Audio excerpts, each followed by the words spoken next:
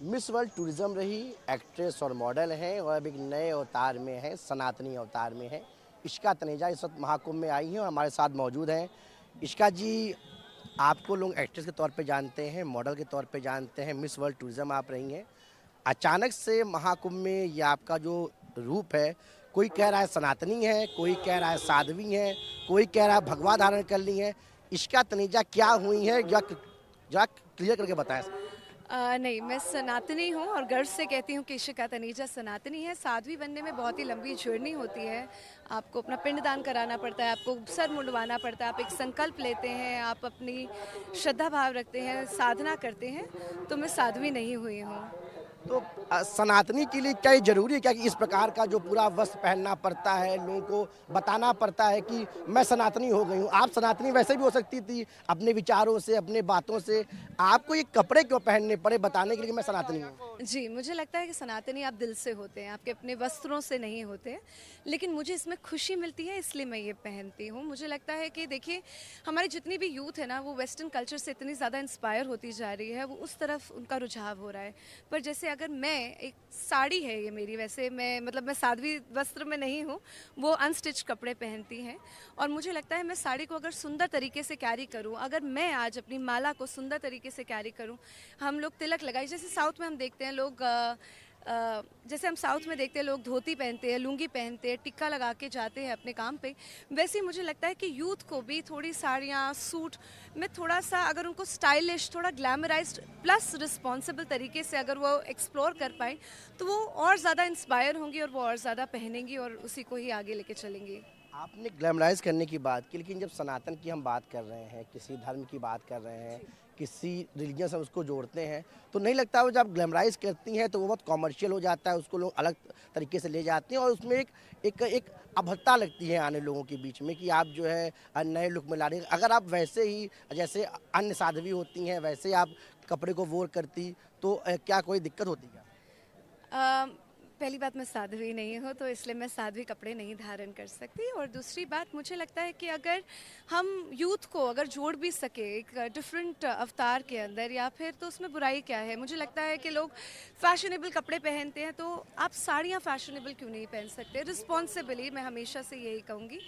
और मुझे लगता है कि जैसे आपने बोला कमर्शियल एस्पेक्ट, मुझे लगता है कि हमें साड़ियों को इतना फैशनेबल और इतना एक सुंदर तरीके से प्रेजेंट करना चाहिए कि जैसे हम बाहर के वस्त्र यहाँ पे धारण करते हैं, हम यहाँ के वस्त्र बाहर एक्सप्लोर और एक्सपोर्ट करें, कि पूरा हिंदुस्तान, पूरा भारत ही क्यों, पूरे वर्ल्ड को साड़ियाँ पहननी चाहिए। और अगर उसके अंदर हम कमर्शियली एज अ देश अगर हम उसके अंदर फ़ायदा पहुँचा रहे हैं, तो उसमें प्रॉब्लम ही क्या है? आपने ज़िक्र किया कि आपको अच्छा लगता है ये कपड़ा पहनना, लेकिन कई लोगों का ये भी कहना है कि मीडिया अट्रैक्शन के लिए इशिका तनेजा ने ये रूप धारण किया है, क्योंकि इस महाकुंभ में कई ऐसे लोग आए, चाहे हर्षा रिछाड़िया आई हों, मोनालिसा आई हों, आईआईटी वाले बाबा आ गए, तमाम लोग आए, सबको मीडिया अट्रैक्शन मिला। तो अब ऐसे कई लोग आ रहे हैं मीडिया अट्रैक्शन के लिए, इस प्रकार के कपड़े पहन रहे हैं कि लोग उनका अट्रैक्शन बढ़े, उनके फॉलोअर्स बढ़े, लोग उनको और जाने। जी, पहली बात, मेरी जर्नी मेरी है, बाकियों की जर्नी क्या रही मैं उसको कंपेयर नहीं करना चाहूँगी। बट मेरी ये जो अवतार था ये ऑलरेडी आ चुका था। मैंने जो गुरु मंत्र दीक्षा ली थी वो जनवरी में ली थी, और मेरा जो ये अंदर ये जो चेंज आया है ये नवंबर से आ चुका था। और मेरी जर्नी के अंदर कुंभ अभी आया, तो अभी आपको मैं इस अवतार में ज़्यादा दिखाई दे रही हूँ, पर ये ऑलरेडी उससे पहले आ चुका था। तो सनातनी बनने की वजह क्या है? कुंभ में आई हैं तो क्या अच्छा लग रहा है, संगम स्नान किया? देखिए, अगर मैं अपने स्पिरिचुअल इंक्लिनेशन की बात करूँ तो वो बहुत पहले से ही था। चाहे वो मैं पहले विपश्यना कर चुकी थी, 11 दिन का मैंने मौन व्रत भी रखा था। उसके बाद मैं इस्कॉन से भी जुड़ी हुई थी 6 साल से। चाहे अगर हम बात करें, मैं 6 साल से गणपति जी को भी बिठा रही थी, मेरा 7वां साल है। अदरवाइज़ लैंडमार्क फोरम हो गया, या श्री श्री रविशंकर जी का आर्ट ऑफ लिविंग। तो एक जो मेरी स्पिरिचुअल जर्नी है वो चलती ही जा रही थी। लेकिन अब मुझे लगा कि ज़रूरत हो चुकी है, क्योंकि अगर हम बात करें जिस तरह से हिंदू बट रहे हैं, जिस तरह से हमारे को पॉपुलेशन में डिस्पैरिटी दिखाई दे रही है, हमारे जितने भी बॉर्डर्स हैं वो कॉम्प्रोमाइज़ हो रहे हैं और बड़ी स्ट्रैटेजिकली उनको लिया जा रहा है, उस पर कब्ज़ा करा जा रहा है। जो हम देख रहे हैं अफ़गानिस्तान में क्या हो रहा है, पाकिस्तान में क्या हो रहा है, वो सारे हिंदू यहाँ पे आना चाह रहे हैं, फिर बांग्लादेश बांग्लादेश में क्या हो रहा है।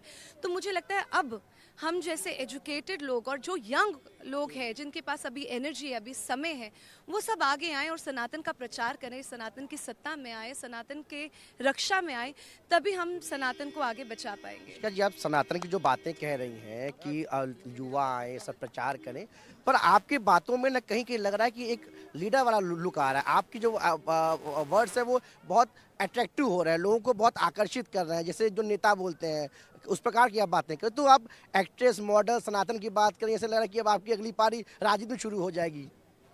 नहीं नहीं, मैं ना राजनीति में रुचि रखती हूँ और ना ही मैं किसी पार्टी प्रो हूँ। पर मुझे ये लगता है कि हम सनातनियों को इतना ज़्यादा जुड़ने की आवश्यकता है कि फिर एक पार्टी क्या, हर पार्टी को आपको वही देना पड़ेगा।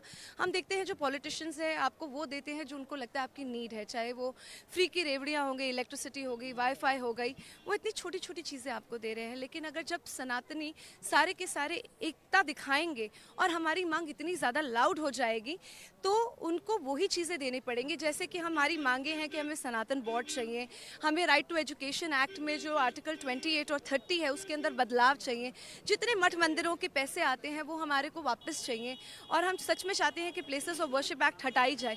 ये मैं जो मांगे रख रही हूँ एज ए सनातनी मांग रख रही हूँ, और मुझे कौन पार्टी क्या देती है ये मेरा कोई भी उसके अंदर वो नहीं है। पर मैं चाहती हूँ कि हम सब एकता इतनी ज़्यादा दिखाएं कि हर पार्टी को हमारे को ये चीज़ें देनी पड़े। आखिरी सवाल, महाकुंभ में आई हैं, संगम स्नान किया, महाकुंभ में क्या बेहतर लग रहा है, व्यवस्थाएं कैसी लग रही है?